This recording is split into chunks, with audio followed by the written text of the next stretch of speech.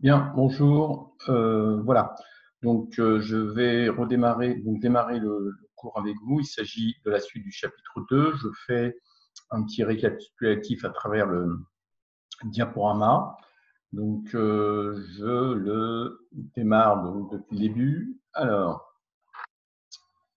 Il s'agit du thème 6, l'État peut-il intervenir dans l'économie, les défaillances des marchés et défaillances de l'État. Marché et État, défaillances que nous allons voir au cours de cette partie. Alors, les notions de défaillance du marché, donc à retenir, à savoir ce que c'est qu'une défaillance du marché, asymétrie d'information, vous avez vu le cas du vendeur, donc vendeur avec l'acheteur, les externalités, tout ce qui est extérieur, les effets des phénomènes extérieurs, ce que nous verrons plutôt, les biens publics, biens communs aussi, donc deux notions différentes, défaillance de l'État aussi, donc c'est les deux notions importantes. Donc là-dessus, défaillance de marché, asymétrie, externalité. Donc les capacités, vous aurez à justifier pourquoi l'allocation de ressources n'est plus efficace en présence d'une défaillance de marché. Allocation, c'est le fait d'attribuer. Pourquoi donc le fait d'allouer, de mettre au niveau de l'économie, ça s'avère ne pas être efficace. Ensuite, énoncer, donc on aura les solutions pour corriger les défaillances de marché. Donc ça aussi, il faudra retenir. Il faut être capable de retenir ces différentes solutions qui permettent de corriger les défaillances de marché. Ensuite, vous aurez à avoir quelques situations, donc à pouvoir les citer, où on parle de défaillance de l'État. Ce sera vers la fin. Ensuite, les capacités. Donc, vous devez être capable de, élément important, pourquoi l'allocation des ressources n'est pas efficace, en présence d'une défaillance de marché. Énoncer, c'est-à-dire présenter les solutions pour corriger ces défaillances de marché. Donc, il faut en être capable et situer les situations où on peut parler de défaillance de marché. Donc, je reprends les différents points précédents. Ensuite, donc, on a vu en première partie en image l'état et le fonctionnement du marché. Donc, je vais aller assez vite. Les asymétries d'information, le cas du vendeur, ça a été vu. La concurrence imparfaite, ça a été vu. Donc, vous renvoyez donc, ces différentes notions. Ensuite, les externalités. Donc, ensuite, toujours première partie, les biens publics et les biens communs. Et là, nous allons donc ici voir ensemble la deuxième partie, comment l'État corrige-t-il les défaillances des marchés, comment l'État peut améliorer la qualité d'information sur les marchés.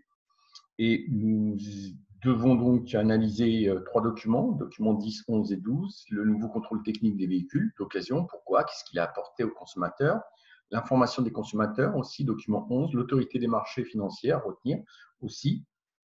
Et donc, vous avez des questions-réponses à compléter sur votre polycopier. Alors, en ce qui concerne, je vais dire le document 10. Alors, en gros, en tout et pour tout, dans ce document, c'est tout simplement la création du contrôle technique qui a été établi depuis un certain nombre d'années, et tout simplement pour faire face aux défaillances du marché, à savoir que, comme on l'a dit en cours, le vendeur est informé des caractéristiques techniques du véhicule d'occasion, par exemple, mais l'acheteur ne l'est pas. Et donc, le contrôle technique a été créé justement pour faire face à cette situation défaillante et permettre ainsi aux consommateurs d'acheter et d'acheter avec une certaine sécurité. D'accord? Donc, ça a été créé par l'État et c'est là où on voit que l'État intervient pour corriger les défaillances du marché puisqu'il y a une asymétrie d'information entre le vendeur et l'acheteur. Donc, le vendeur, il sait, l'acheteur, il ne sait pas. D'accord? C'est toute la problématique. Et là, qu'est-ce qu'on fait? On a créé les contrôles techniques au niveau des véhicules et ça a augmenté les ventes de véhicules d'occasion. Voilà, tout simplement. Ensuite, l'information des consommateurs. Les consommateurs ne sont pas toujours totalement informés sur la qualité des produits. Donc, l'État va être amené à contrôler l'information mise à la disposition des consommateurs. Il peut réglementer. Donc, il va créer des réglementations, des textes, des lois qui vont régler, qui vont cadrer tous ces éléments concernant donc l'information aux consommateurs. Il va attribuer des labels, il va contrôler la publicité, surtout la publicité mensongère. Il va donc obliger les producteurs à fournir certaines informations sur la qualité de leurs produits, par exemple la présence d'OGM dans les produits alimentaires. Alors, on peut faire un parallèle aussi avec ce document, avec ce qu'on a fait en droit aussi, hein, concernant le contrat, donc l'obligation d'information de conseil, d'accord, normalement, au niveau du producteur ou du vendeur. Alors, donc là, ici, je vous ai tout simplement donné la question-réponse. Question que vous avez sur votre polycopier, quelle est la solution mise en place par l'État pour corriger les défaillances du marché de la voiture d'occasion? Donc là, c'est ce que je viens de vous dire à l'instant. Ça a été la création tout simplement du contrôle technique des véhicules. Et ça a permis d'augmenter les ventes et puis ça a permis aussi d'augmenter une certaine garantie pour les acheteurs. Alors, comment les pouvoirs publics peuvent-ils être amenés à intervenir pour corriger les défaillances? Eh bien, tout simplement, comme vous l'avez, comme c'est noté, par la diffusion, la production-diffusion d'informations qui permettent de réduire les incertitudes et de rétablir entre consommateurs et producteurs grâce au label, aux certifications. Le fait d'avoir un label sur un produit m'engage à l'acheter d'une façon, je dirais, tranquille. Voilà, c'est un peu certains points. Ensuite, on a l'autorité des marchés financiers. Donc, c'est un organisme public, hein, donc autorité des marchés financiers, qui va réguler, donc qui va corriger les acteurs et produits de la place financière française, donc tout ce qui concerne l'aspect financier, hein, les marchés financiers, tout ce qui concerne, je dirais, les marchés où il y a un aspect monétaire, hein, d'accord. Donc, cette organisation, elle va réglementer, elle va autoriser, elle va surveiller, elle va contrôler, et lorsque c'est nécessaire, elle va enquêter, et puis elle va être aussi amenée à sanctionner, d'accord. Donc, elle veille à la bonne information des investisseurs et les accompagne en cas de besoin grâce à un dispositif de médiation. Donc, l'AMF est l'autorité publique indépendante, donc elle est publique mais indépendante, hein, d'accord, qui a pour mission de veiller à la protection de l'épargne investie dans les produits financiers, à l'information des investisseurs, au bon fonctionnement des marchés financiers. Voilà, d'accord. Alors, ensuite,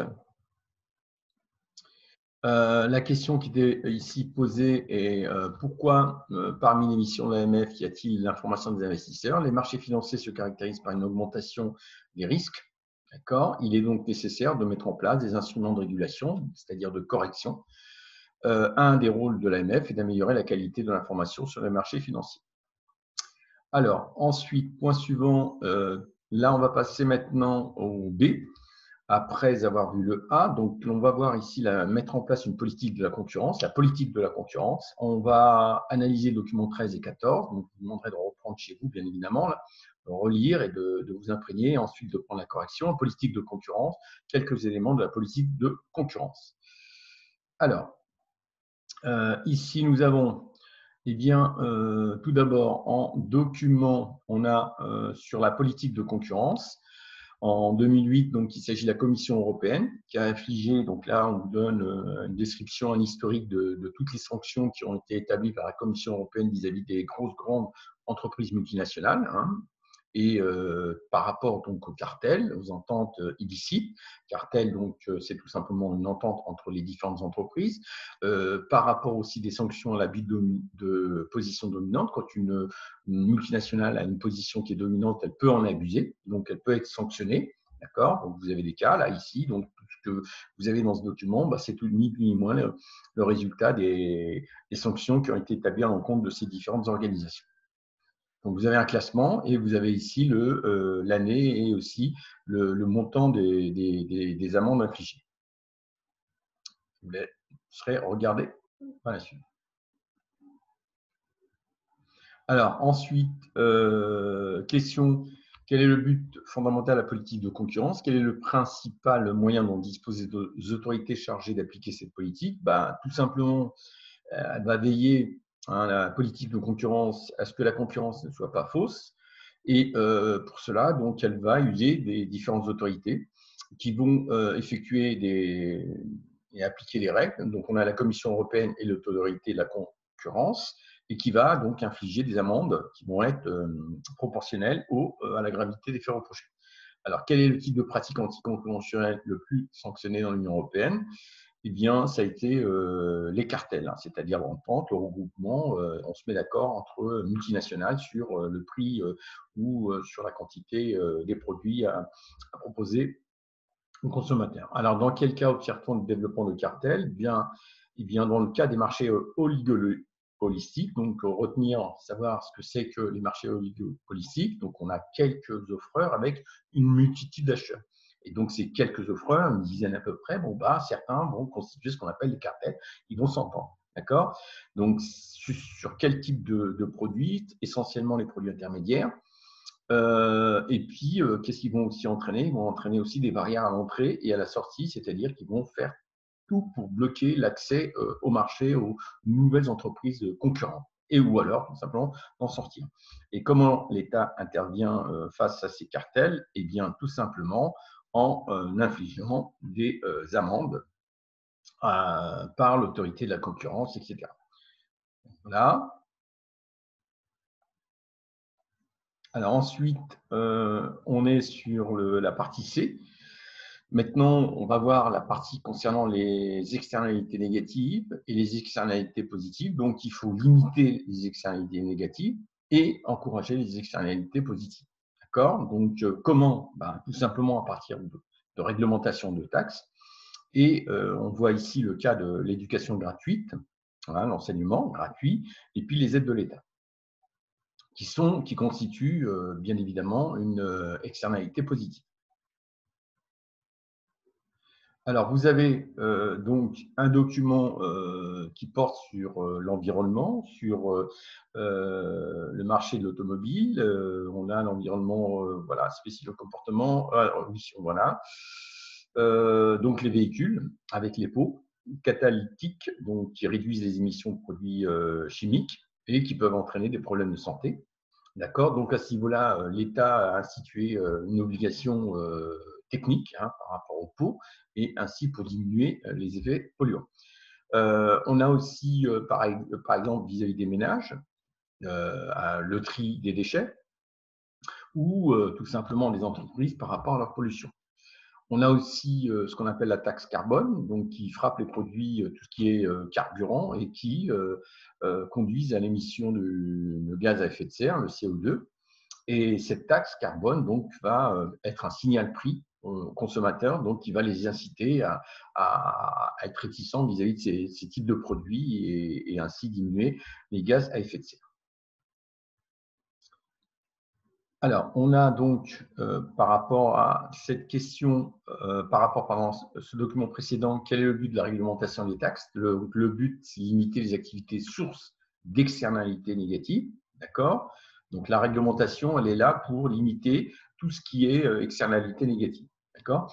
Quels problèmes peuvent poser les taxes sur les émissions polluantes? Eh bien, le rejet de certains citoyens, comme l'a été le cas de la taxe carbone, peut donner naissance à des mouvements de gilets jaunes. Donc là, le gilet jaune, c'est tout simplement créé et développé par rapport à l'augmentation de cette taxe vis-à-vis des véhicules, hein, taxe carbone et citer des taxes vis-à-vis de l'essence. Et donc, on peut considérer que par moment, ça peut poser des problèmes vis-à-vis de certains citoyens. Alors, vous avez dans le document 6 une présentation de l'éducation, hein, l'éducation gratuite, d'accord, ce que l'État peut créer comme externalité positive. Vous avez en document 17 les aides de l'État, ce que l'État peut aussi donner comme externalité positive. D'accord. Donc là, dans le document 16, l'État permet d'éduquer le citoyen. Le citoyen va éduquer sa famille, va éduquer aussi tout ce qu'il a autour de lui. Ça sera un plus positif, ça sera un effet positif pour la société. Et les aides de l'État, par exemple, par rapport à l'isolation, va diminuer la consommation d'énergie propre à chaque habitant et donc diminuer ainsi les effets, les gaz à effet de serre.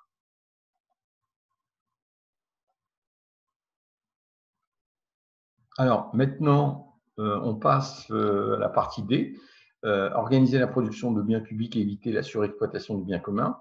On va parler du cas du passager clandestin.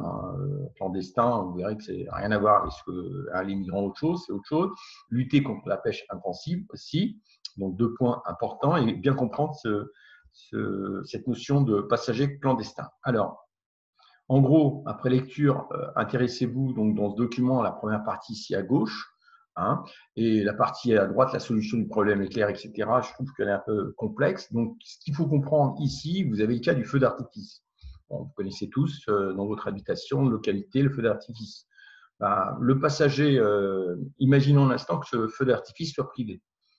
S'il est privé, il y aura des gens qui ne paieront pas et qui verront de leur propre fenêtre chez eux, puisque ça serait quelque chose qui va être envoyé au ciel et n'importe qui autour pourra en bénéficier. Et là, on parlera de tous ces gens-là qui n'auront pas payé et dont le feu d'artifice sera privé, et bien de clandestins, tout simplement. Et puis, ceux qui ne seront pas clandestins, ce sont ceux qui paieront une entrée, qui seront proches du feu d'artifice et qui verront le feu d'artifice d'une façon un peu plus proche, mais ils verront de la même façon que ceux qui sont à l'extérieur. Donc, on parle de passagers clandestins, tout individu qui profite, on va dire, d'une situation qui est extérieure et qui n'aura pas à payer, qui ne paiera pas comme les autres. Voilà. Donc, le passager clandestin, en gros, eh bien, ce feu d'artifice ne peut être organisé que par les pouvoirs publics, par les collectivités territoriales, par exemple, mais pas par du privé. Hein, vous allez me dire, oui, monsieur, on peut faire un feu d'artifice privé, oui, vous pouvez le faire, mais les frais, etc., bah, ne seront pas aussi rentables pour vous que eh bien, quand c'est fait par les pouvoirs publics et que de permettre à ce que l'ensemble des citoyens puissent en bénéficier. Donc voilà un peu le principe du passager clandestin, c'est un individu qui va profiter tout simplement d'une situation hein, et qui n'aura pas à participer.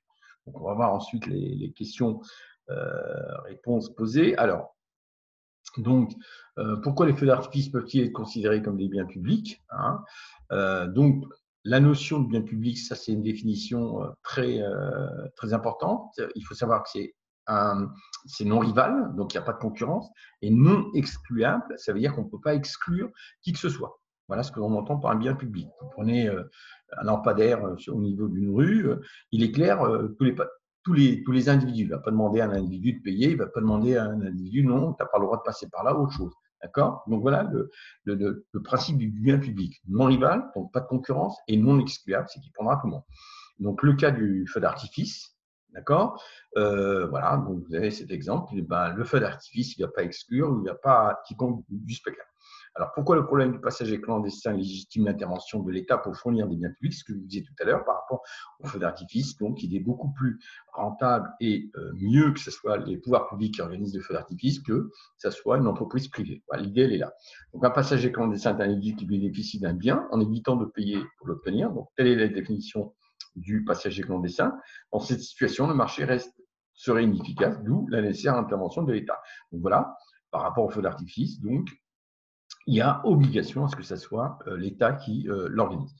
Alors ensuite, lutter contre la pêche intensive, donc le fait de pêcher d'une façon abusive, hein, comment y lutter hein, donc c'est le document du NOD, donc je vous laisse le soin de lire et d'analyser. Donc question posée à ce propos, c'est pourquoi et comment les États essaient-ils de limiter l'utilisation des biens communs?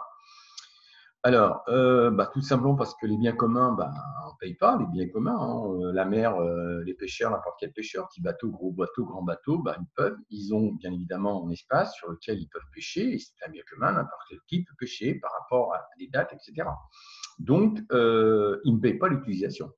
Et les États essayent tout simplement de limiter l'usage de ces ressources communes. C'est l'idée. Bon, voilà.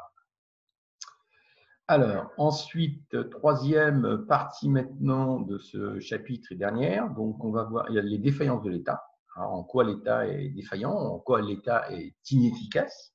Hein. Document 20, les groupes de pression. Hein. Qu'est-ce qu'un groupe de pression? C'est ce que nous allons voir. Document 21 concernant les stocks cachés frauduleux. Les documents 22, l'État et le marché. Document 23, défaillance de marché, territorialité des États. Alors, donc, les groupes de pression et l'action de l'État. Donc là, vous avez, oh là, je vais revenir, ça a été vite. Voilà, donc là, vous avez un document sur les groupes de pression, l'action de l'État, donc d'une manière générale, là, on est dans le cas de la circulation et des embouteillages, etc. On se dit, pourquoi pas, allez hop, créer un péage au niveau de, imaginons un instant, du périphérique. D'accord? Donc, cette politique, elle va permettre de réduire le trafic, d'accord? Mieux utiliser les routes. Mais, il suffit que certains conducteurs ou qu'il y ait un groupe de pression qui va tout simplement se créer et s'y oppose. Et ce groupe de pression donc, pourrait amener à l'abandon de ce projet que l'État aurait souhaité mettre en application. Voilà. Donc, l'idée de groupe de pression, l'action de l'État, c'est-à-dire qu'en gros, il y a certains groupes de pression qui font par par faire céder l'État sur des projets qui peuvent être bénéfiques à l'intérêt général. Alors, défaillance de l'État, donc la notion, la définition importante, une situation de pouvoir politique, incitation fausse la prise de décision, de sorte que les décisions prises vont à l'encontre de l'efficacité économique. Donc, défaillance de l'État, pensez à inefficacité économique, tout simplement. Inefficacité économique, c'est-à-dire que le programme, la politique économique ou les décisions de l'État ont été inefficaces. OK, là-dessus, pour défaillance de l'État. Alors là, vous avez un cas du steak haché frauduleux, défaillance de l'État épinglé. Donc l'État, finalement, n'a pas tout simplement sanctionné ces entreprises. Vous verrez dans le détail, il s'agit d'entreprises qui ont donné gratuitement à des associations pour les sans-abri, alors que les steaks étaient pourris. Voilà, vous verrez, vous pourrez lire. Alors, donc, point suivant maintenant. Alors, on a ici l'action d'un groupe de pression sert-il l'intérêt général? Alors ça, c'est un point important. Toute décision de l'État implique que certains individus seront affectés négativement par la décision. Donc, quelle que soit la décision de l'État, il y aura toujours des gens qui ne seront pas contents. D'accord? Et il y aura des gens qui seront contents. Ça, c'est ce qu'il faut se dire. OK?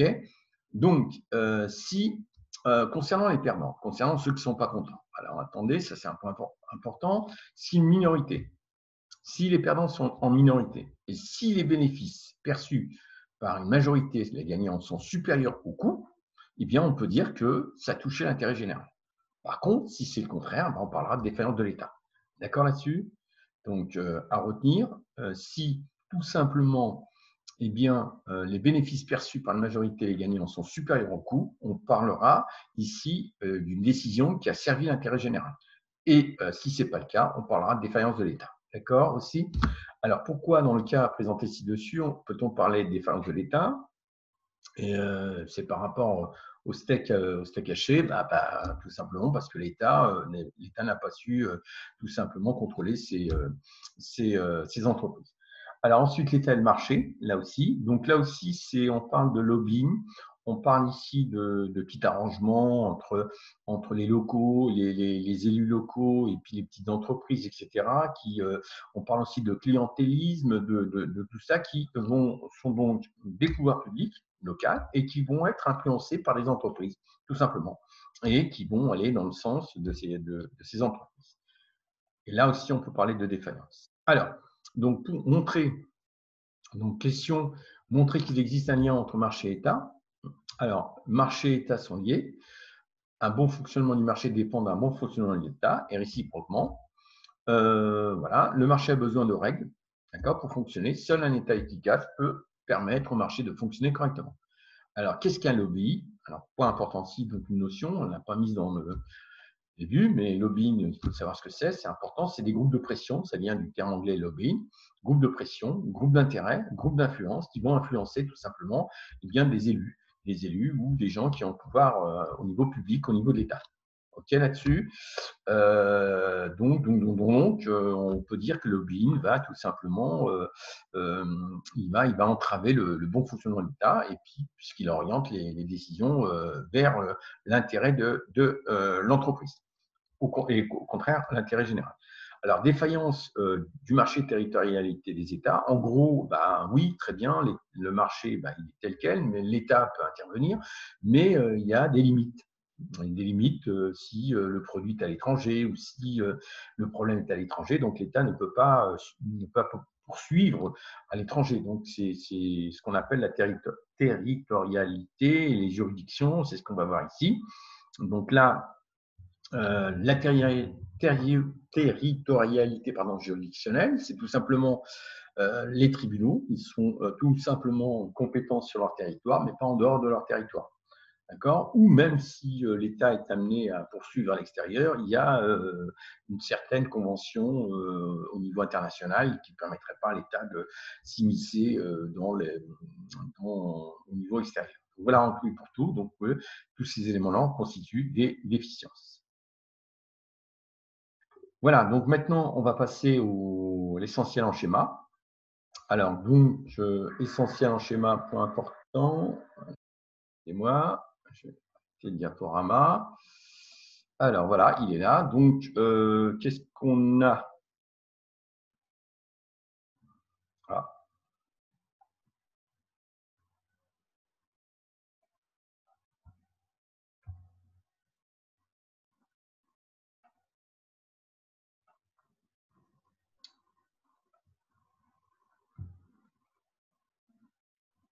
Alors, voilà. Donc là, vous y êtes. Donc, l'essentiel en schéma. Alors, qu'est-ce qu'on a? Les défaillances du marché. Alors, on a donc asymétrie d'information. Certains participants disposent d'informations sur le produit que les autres n'ont pas. Ensuite, tout ce qui concerne les cartels, concurrence monopolistique, oligopole, il s'agit de la concurrence imparfaite. D'accord. Ensuite, les externalités peuvent être négatives ou positives. Il s'agit des externalités.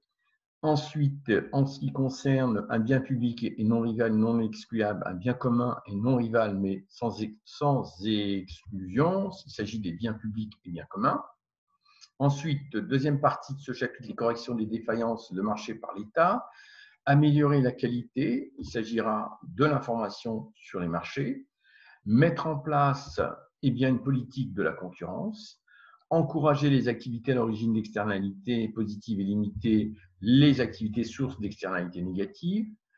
Organiser la production de biens publics et éviter la surexploitation des biens communs.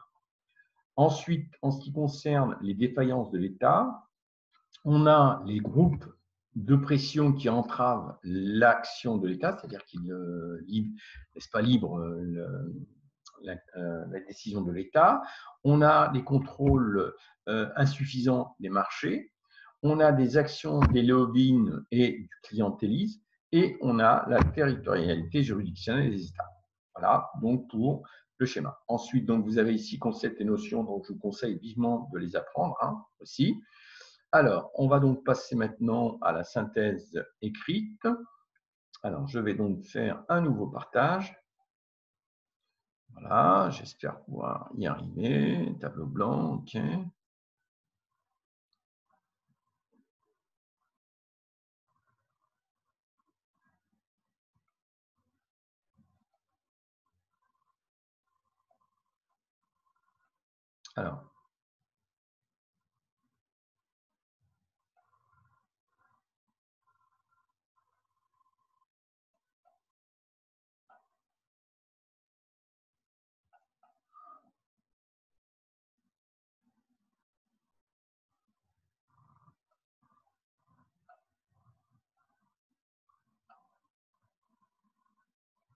Alors, la synthèse écrite, voilà.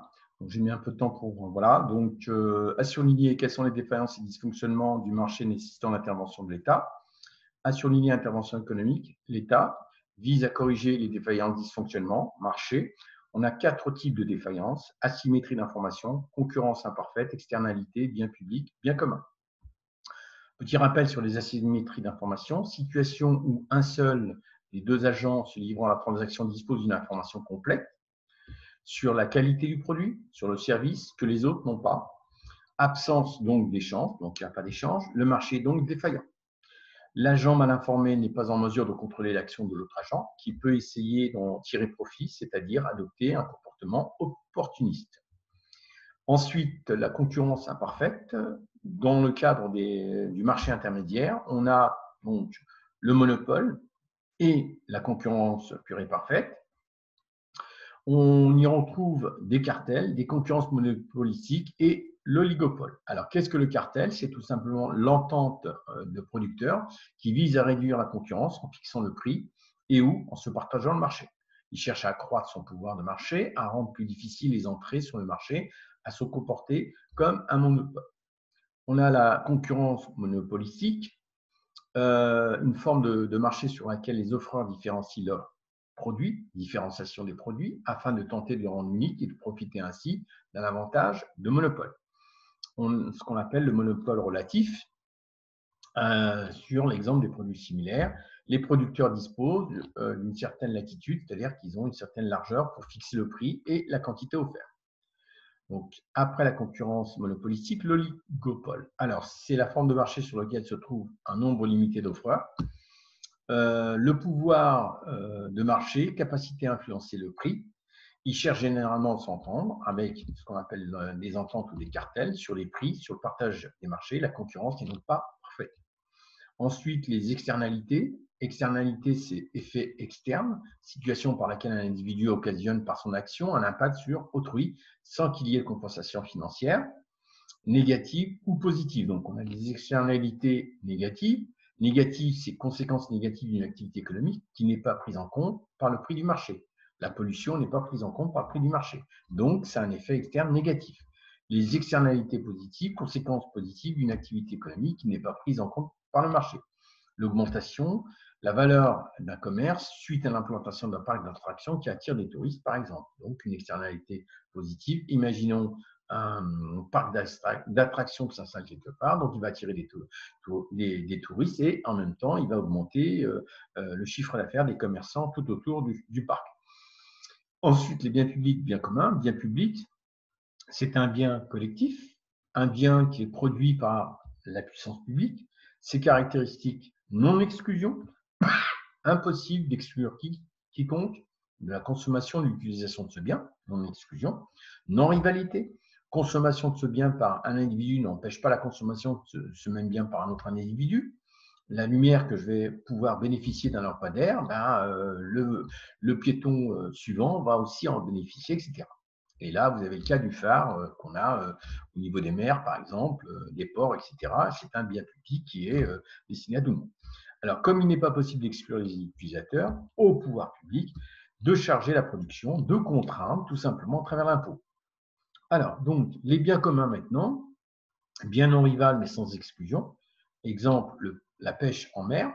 Eh bien, que peut faire l'État? Tout simplement fixer des réglementations, fixer des quotas. Alors, comment les interventions de l'État corrigent-elles les défaillances des marchés? L'amélioration de la qualité de l'information sur les marchés, la production et la diffusion d'informations permettent de réduire les incertitudes et d'augmenter la confiance entre consommateurs et producteurs grâce au contrôle technique, d'accord, ce qu'on a vu tout à l'heure, les labels aussi, l'interdiction de la publicité mensongère, les comparateurs de prix, les magazines de consommateurs, les certifications, tout cela va donc donner une qualité de l'information aux consommateurs sur les marchés. On a aussi les marchés financiers les marchés financiers vont être réglementés par l'AMF, donc l'autorité des marchés financiers, qui va être là pour corriger, pour contrôler, pour veiller, pour sanctionner quelque chose. Voilà. Améliorer la qualité de l'information sur les marchés financiers. Alors, la mise en place d'une politique de la concurrence, donc par l'État. Elle va viser à maintenir un niveau suffisant de concurrence. Il est clair, et j'espère que vous comprenez que la concurrence est quelque chose de bien pour le consommateur, au sein d'une économie. Contrôle des ententes. S'il y a des ententes entre entreprises, des cartels, par exemple, les contrôler. Lutte contre les abus de position dominante aussi, s'il y en a, et contrôle des concentrations. Plus les entreprises se concentrent, plus elles deviennent fortes, plus elles affaiblissent le consommateur et plus elles sont dans l'illégalité. Alors, concurrence ne soit pas faussée, il faut que la concurrence ne soit pas faussée, il faut qu'elle soit une vraie concurrence. Principal moyen, c'est la Commission européenne, c'est l'autorité de la concurrence qui vont être là pour infliger des amendes proportionnelles à la gravité des faits reprochés. Alors, encourager les externalités positives et limiter les externalités négatives. Donc, les externalités positives, il faudra en faire plus. Et les externalités négatives, il va falloir les limiter. Encourager les externalités positives, conséquences positives d'une activité économique qui ne donne pas lieu à une compensation monétaire. L'État peut prendre à sa charge tout ou partie de la production d'externalités positives, comme l'éducation, les infrastructures, le transport, les routes. Elle peut aussi accorder des subventions, des aides pour la rénovation de l'habitation, isolation, réduction de consommation d'énergie, etc. Limiter les externalités négatives, qui génèrent des coûts qui ne sont pas pris en compte par le marché, et donc elle va passer par la mise en place d'une réglementation contraignante et de taxes. Alors, pour protéger son environnement, il y aura des normes environnementales pour les véhicules, par exemple, les pots catalytiques, réduction des émissions de produits chimiques aussi, tri des déchets, etc. La taxe carbone qui frappe les produits carburants et l'utilisation conduit à l'émission de gaz à effet de serre, CO2. Les taxes vont constituer des signaux prix aux consommateurs qui vont être incités à utiliser moins de ces produits. Alors, organiser la production de biens publics et éviter la surexploitation des biens communs. Organiser la production de biens publics. On sait qu'un bien public non rival, non excluable, exemple, le feu d'artifice, le problème du passager clandestin, légitime l'intervention de l'État, d'accord, que c'est à l'État de faire le feu d'artifice et non l'entreprise privée ou autre chose, un individu qui ne bénéficie d'un bien en évitant de payer pour l'obtenir, telle est la définition du passager clandestin qu'on a vu précédemment. Éviter la surexploitation des biens communs, biens communs, biens rivaux, non excluables, exemple pêche en mer, comme les individus ne payent pas pour l'utilisation des biens communs, l'État essaie de limiter l'usage des ressources communes par des normes, des quotas. Quelles sont les défaillances maintenant de l'État? Une défaillance de l'État, c'est une situation où le pouvoir politique et les incitations faussent la prise de décision. Les décisions prises vont à l'encontre de l'efficacité économique. C'est là qu'on parle de défaillance de l'État. Les groupes de pression peuvent entraver l'action de l'État. Toute décision de l'État implique que certains individus seront affectés négativement par la décision. Dans une décision d'État, on sait qu'il y a des perdants, qu'il y a des gagnants. Les perdants, s'ils sont en minorité et constituent un groupe de pression, ils peuvent influer la décision qui pourrait être abandonnée au détriment de la majorité. Et là, on parlera de défaillance de l'État.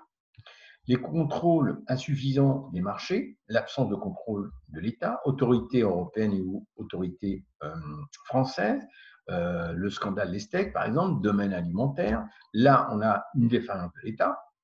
L'action des lobbies, le clientélisme, marché et l'État sont liés, car le bon fonctionnement du marché dépend du bon fonctionnement de l'État, et réciproquement.